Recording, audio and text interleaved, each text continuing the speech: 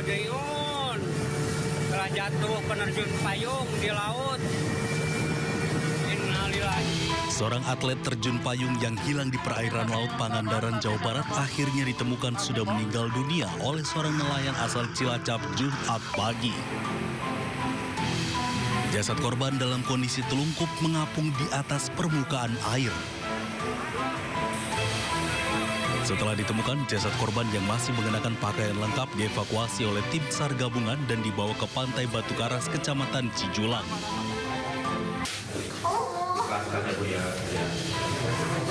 Selama proses evakuasi, pihak keluarga korban tampak terpuluk, beberapa di antaranya menangis dan saling menguatkan saat melihat jasad korban diangkat ke darat. Selanjutnya, jenazah dirujuk ke Rumah Sakit Umum Daerah Pandega, Pangandaran untuk proses identifikasi dan penanganan lebih lanjut. Pihak keluarga tadi sudah melihat langsung, ya. Beliau sudah memastikan bahwa memang benar itu adalah suami dari ibu tersebut, dan hari ini akan dilaksanakan pemandian dan akan nanti kita bantu proses untuk pelaksanaan pengiriman jenazah ke rumah korban di wilayah Bandung. Sebelumnya, 2 atlet terjun payung dilaporkan mengalami kecelakaan saat melaksanakan latihan persiapan babak kualifikasi Pemprov Jawa Barat di Bandara Nusa Wiru, Kecamatan Cijulang, Kabupaten Pangandaran pada Selasa 30 Desember 2025 lalu. 1 atlet dinyatakan meninggal dunia. Dengan ditemukannya jasad korban, proses pencarian resmi dihentikan. Dari Pangandaran, Jawa Barat, Irfan Ramdiansyah, iNews melaporkan. Pemirsa, Polres Metro Jakarta Utara masih menyelidiki insiden penyebab 3 orang yang merupakan satu keluarga ditemukan tewas di Warakas, Jakarta Utara. 3 korban ditemukan meninggal dunia di dalam sebuah rumah kontrakan dengan mulut berbusa dan terdapat buah merah. Identifikasi sementara korban diketahui bernama Siti Soliha, 50 tahun, Afia Adila Jamaludin, 27 tahun, dan Adnan Abrar Jamaludin, 13 tahun. Hingga Jumat malam, polisi masih melakukan olah TKP serta mengamankan sejumlah barang bukti untuk selanjutnya dilakukan penelitian bersama Puslap 4. Diketahui kini jenazah ketiga korban tengah berada di Rumah Sakit Polri guna pemeriksaan luar dan otopsi. Sementara itu, 2 orang yang juga merupakan penghuni rumah kontrakan tersebut telah dimintai keterangannya oleh pihak kepolisian. Polisi juga memeriksa 4 saksi yang merupakan tetangga korban. Untuk dugaan penyebab kematian belum bisa kita sampaikan saat ini karena proses analisa dan pemeriksaan masih berlangsung. Ya, ini masih dalam proses pemeriksaan, belum bisa kita simpulkan. Itu termasuk barang-barang yang tadi saya sebutkan, masih dalam juga pemeriksaan dari lapor. Ya, itu juga masih dalam pemeriksaan ya. Artinya yang secara kasat mata memang ada ruang merahnya, namun penyebabnya apa atau sebanyak apa, karena apa, masih dalam pemeriksaan dari dokter forensik yang menangani. Pemirsa, seorang ibu rumah tangga yang diduga bandar narkoba berpura-pura pingsan pada saat pihak polisian hendak melakukan penangkapan di rumahnya di Kabupaten Mandailing Natal, Sumatera Utara. Sejumlah warga sekitar pun menolak dan memberikan perlawanan kepada petugas sehingga pelaku melarikan diri. Udah. Videokan bere. Ini videokan. Mana? Gak bisa gitu, gak bisa. Tim Opsnal Sat Narkoba Polres Mandailing Natal menggerebek seorang ibu rumah tangga terduga bandar narkoba di rumahnya di Kecamatan Muara Batang Gadis, Kabupaten Mandailing Natal, Sumatera Utara. Saat hendak ditangkap, terduga pelaku sempat melarikan diri ke belakang rumahnya dan sempat berusaha untuk membuang barang bukti narkoba jenis sabu yang tersimpan di dalam toples seberat 97,32 gram. Untuk mengelabui petugas, pelaku berpura-pura pingsan dan mengundang perhatian warga sekitar.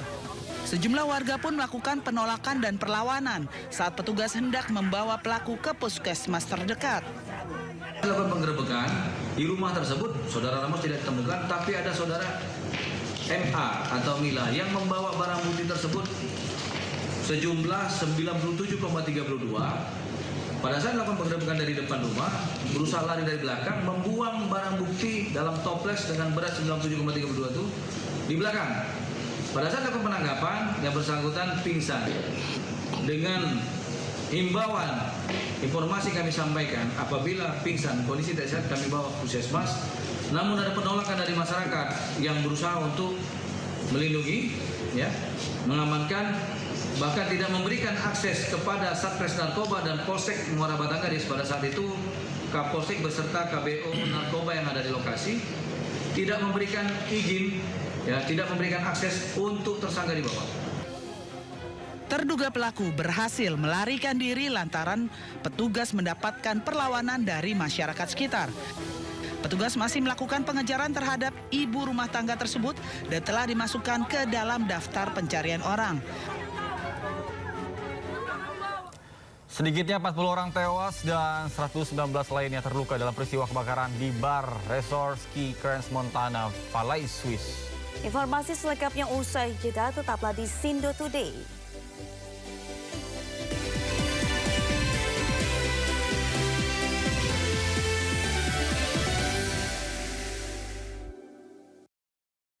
Pemirsa, Partai Demokrat melayangkan somasi terhadap beberapa akun medsos penyebar fitnah yang mengaitkan Susilo Bambang Yudhoyono dengan isu ijazah Jokowi. Somasi juga dilayangkan kepada seseorang bernama Sudiro Wibudius Piliang.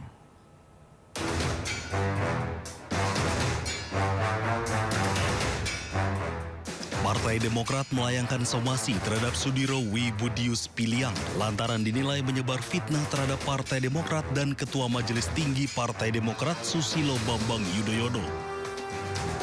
Surat somasi itu dilayangkan buntut unggahan video Sudiro Budius yang menuding bahwa SBY berada di balik isu ijazah palsu Joko Widodo.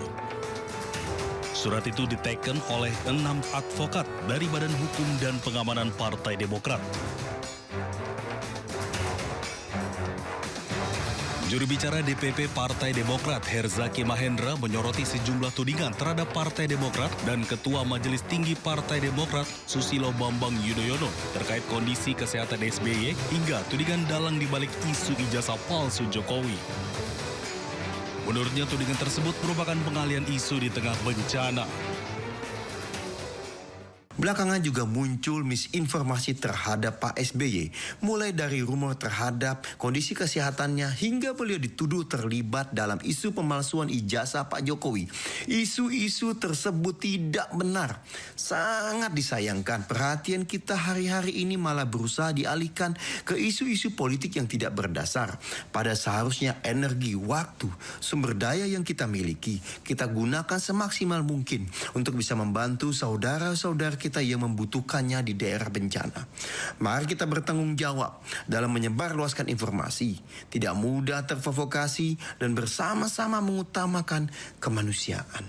Saat ini yang paling membutuhkan perhatian adalah para korban di daerah bencana. Mari kita fokus pada saudara-saudara kita di sana. Sebelumnya Partai Demokrat dan Presiden ke-6 RI Susilo Bambang Yudhoyono terseret isu kasus ijazah palsu Presiden ke-7 Joko Widodo. Atas tudingan tersebut, Partai Demokrat membantah dan meminta masyarakat tidak terprovokasi dan lebih fokus pada penanganan pasca bencana Sumatera. Dari Jakarta, Tim Liputan iNews melaporkan. Tawuran dua kelompok keluarga kembali terjadi di kawasan Manggarai, Jakarta Selatan dibubarkan polisi menggunakan gas air mata. Sindo Today akan segera kembali, tetaplah bersama kami.